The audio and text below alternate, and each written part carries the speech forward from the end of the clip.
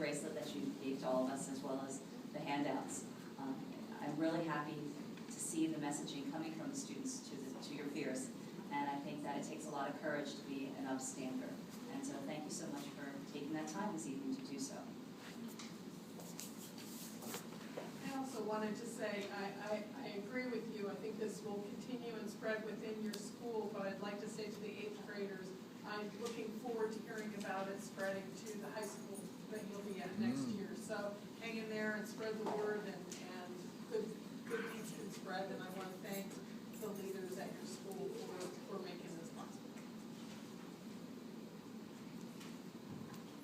I echo my fellow board members, but I think what I was most impressed with is that you have a strategy, you have a plan at the beginning of the year to help the incoming 7th graders understand that bullying will not be tolerated on your campus.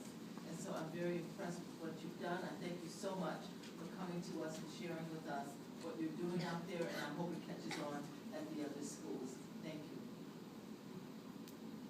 Thank you for spending some time with us tonight. I agree with everything that has already been said, and especially the plan that you guys already know what you've been planning about what you're doing this year and what you're planning on continuing doing next year. And so definitely, if most of you guys are going together to Kennedy or wherever, whichever school, if you're going to the magnet school next year, it's a really good way for you to start your freshman year. Say, hey, look, there's this group of us that we've been doing this together already, and I'm sure that Principal Hanson and the rest of the folks at Kennedy would be very welcome to hear your guys' plans and how to bring it there as well. So thank you.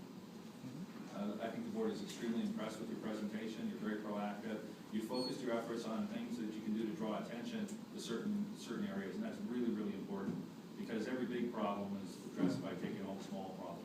The longest journey, smallest step type of thing.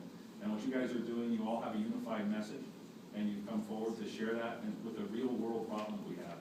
And I hope that you see that your efforts are reducing bullying on your campus, and I hope those carry on in your regular life. The hardest thing for people to do is to get involved when they just don't know what to do. And I think as more and more people know that they can get involved, that the people around them will support it, then we'll lessen and hopefully reduce and end bullying. And we can't thank you enough for being so proactive at your school and really taking a leadership class and making a practical application of a real world problem. So thank you very, very much for all your hard effort on this and for coming and sharing with us tonight. Thank you. And let me just say in conclusion, when we began talking about anti-bullying efforts last fall, one of the things that we knew was nothing will change if the students don't know it. It really isn't coming from students and having students say, this is something that we have to change. That doesn't happen with young people if you don't have parents teaching them that same lesson. And I know that every one of these students has parents who send that message. And if they don't have strong and courageous leadership from Mr. Cross and from Ms. Holmes and Mr. Leeds and Walters to say, this is what the culture at our school is going to be like. We appreciate very, very much what the adult leaders have done, what the parents have done, but especially what the students have done to say, we own this